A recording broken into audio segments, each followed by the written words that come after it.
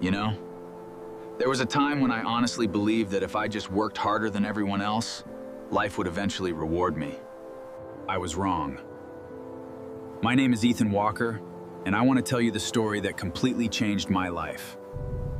I'm 27 years old now, and for almost 12 years, I woke up before sunrise every single morning. Not because I love my job. Hey, bro.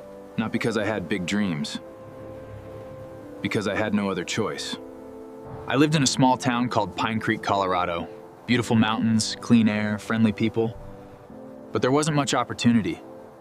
So every morning, around 4:30, I'd climb into my old pickup truck with a large water tank strapped to the back. There were dozens of cabins outside town that didn't have running water, and I delivered water to them every day. Same roads, same customers, same routine. Mrs. Collins always wanted extra water for her greenhouse. Mr. Harrison needed enough for his horses. The little roadside diner placed the same order every Tuesday. By the time most people poured their first cup of coffee, I'd already finished my third delivery. Everyone called me the hardest working guy in town. And honestly, I wore that like a badge of honor. I thought hard work solved everything. Yeah. But here's the part nobody tells you. You can work 16 hours a day, 7 days a week, and still be completely broke. Every Friday I'd look at my paycheck and think, maybe this week I'll finally get ahead. Then the truck needed repairs. Gas prices jumped again. Or another unexpected bill showed up. It felt like every dollar I earned already belonged to someone else before it even reached my pocket. No matter how much harder I pushed, I couldn't get ahead. Monday always looked exactly like the Monday before. Then one evening, something happened that forced me to question everything I'd believed for the last 12 years. I came home carrying groceries, expecting to see my mom cooking dinner. Instead, she was sitting in a cold, dark living room, wrapped in an old blanket, because we'd run out of propane. She looked at me, smiled, and quietly said, "Don't worry, sweetheart. I'll be okay." That sentence hit me harder than anything I'd ever carried. I drove back into town, spent nearly every dollar I'd earned that day filling the propane tank. And when I got home, I realized one refill had erased an entire day's work. That night, I sat alone on the porch staring into the mountains. For the first time in my life, I asked myself a question I'd been too busy to ask before. What if working harder isn't the answer? Yeah. Just then, I heard the screen door creak open behind me. My grandfather walked outside, and what he told me next completely changed the direction of my life. You know, people always tell you, just keep working hard, it'll all pay off someday. For years, I believed that, and maybe you do too. But let me ask you something. Have you ever worked so hard that you forgot to ask whether you were even moving forward? Because that's exactly where I was. Every morning looked the same. Every paycheck disappeared before I even had a chance to enjoy it. I wasn't living. I was surviving. One evening, after making my last delivery, I stopped by the grocery store. I only bought the basics: bread, eggs, milk, and a small bag of potatoes. As I stood in line, I checked my bank account. I smiled. Not because I had money, but because there was barely enough left to cover those groceries. That had become my definition of success. When I finally pulled into the driveway, something felt wrong. The porch light was off. The house was completely dark. I walked inside and found my mom sitting quietly in the living room, wrapped in an old blanket. She wasn't watching television. She wasn't reading. She was just sitting there, trying to stay warm. "Mom, why are you sitting in the dark?" She looked up and smiled the same smile she'd worn my entire life. the smile that always tried to protect me. The propane ran out this afternoon. I didn't want you worrying while you were working. I stood there frozen. For a second, I couldn't even breathe. 12 years. 12 years of waking up before the sun, working until my back screamed, missing birthdays, skipping vacations, and somehow, my own mother was sitting in a freezing house because we couldn't afford to refill the tank until payday. I didn't say another word. I grabbed my keys, drove back into town, and spent nearly every dollar I'd earned that day on propane. As the heater finally came back to life, Mom smiled again. See? Everything's all right. Yeah. But it wasn't. Yeah. Not anymore. Yeah. That night, after she fell asleep, I walked outside and sat on the old wooden porch. The mountains were quiet. The wind carried the smell of pine trees through the valley. I looked at my truck parked in the driveway.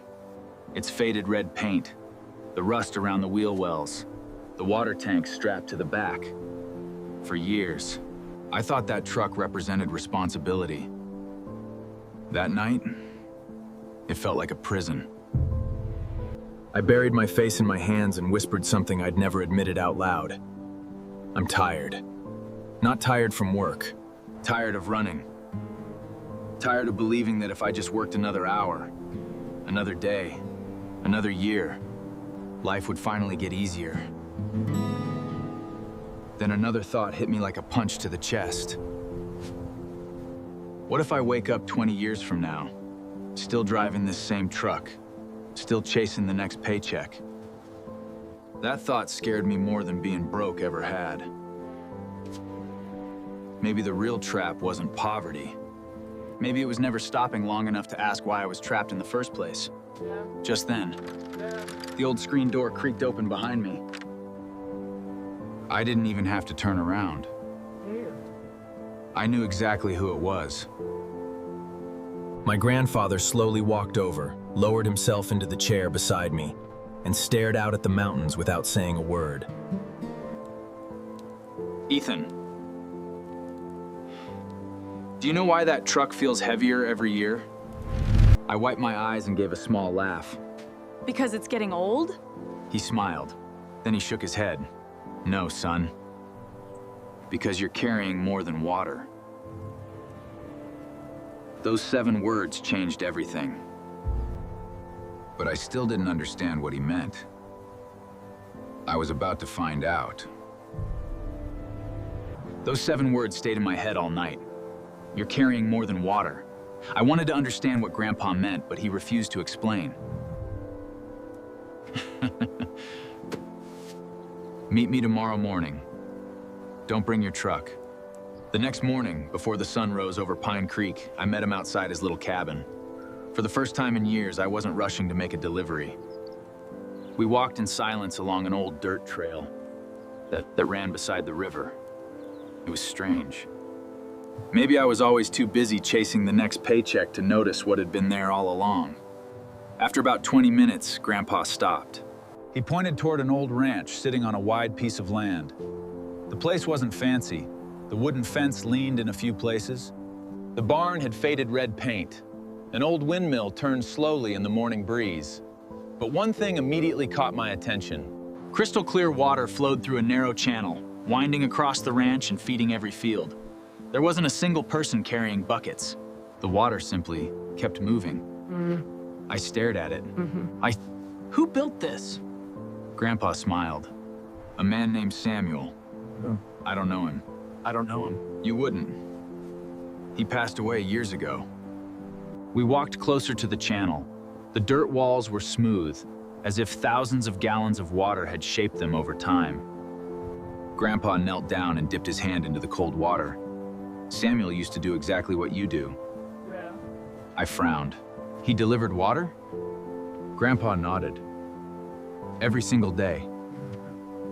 I couldn't believe it. If that's true, how did he end up with all of this?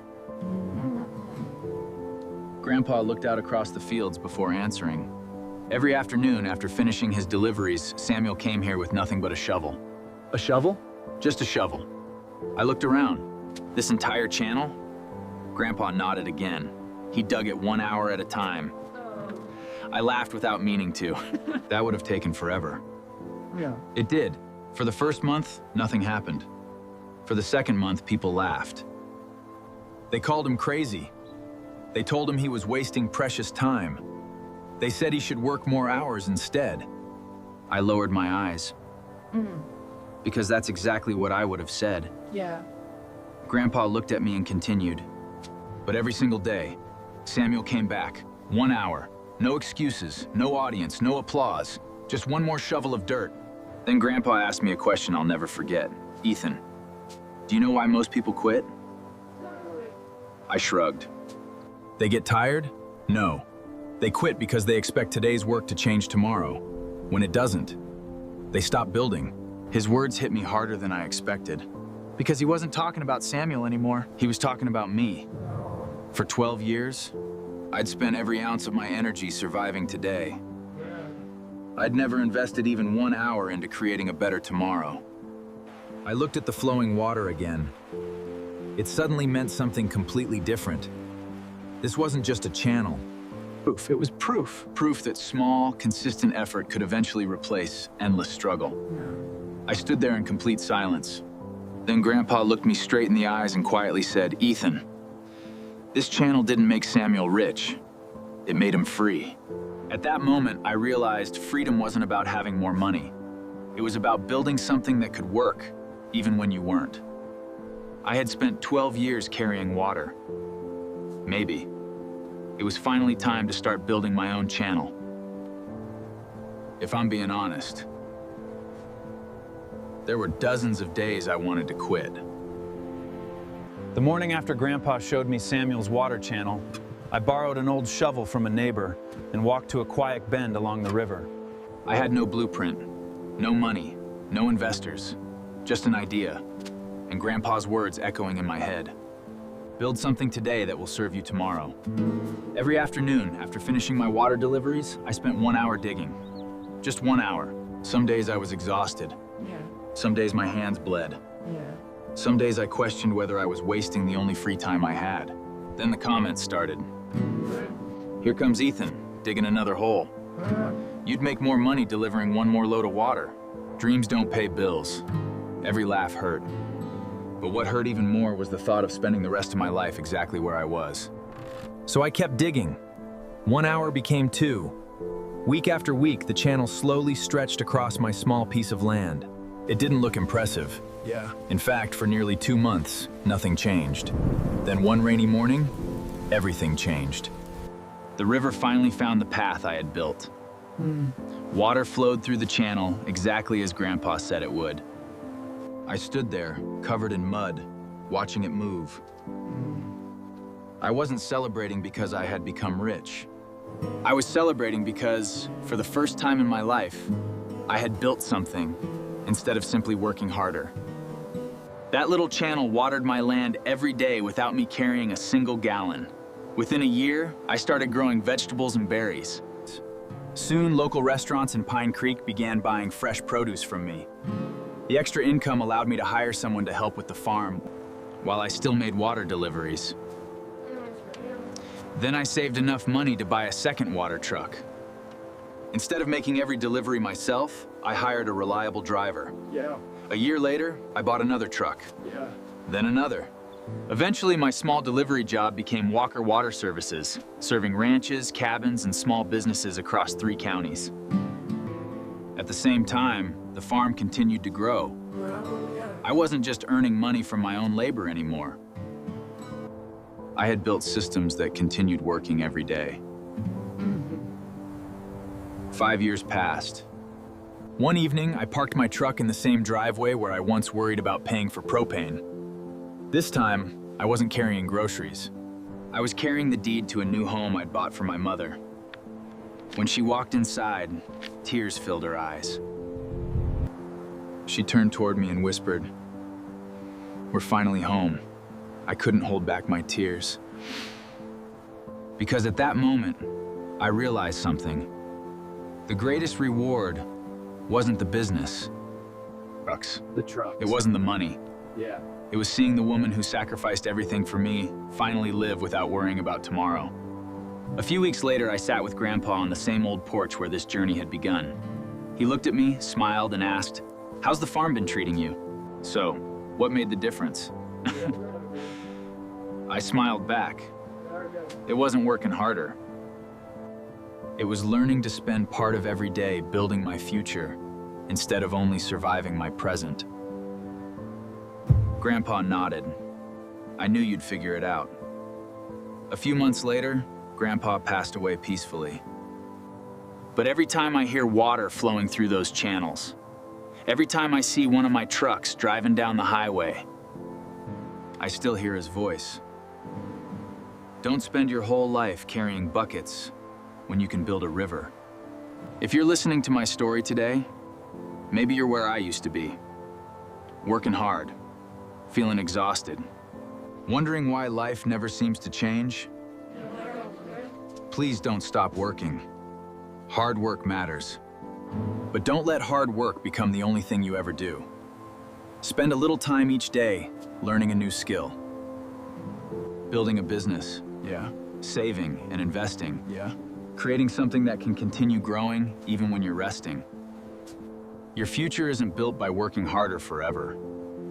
It's built by making time to build something that lasts.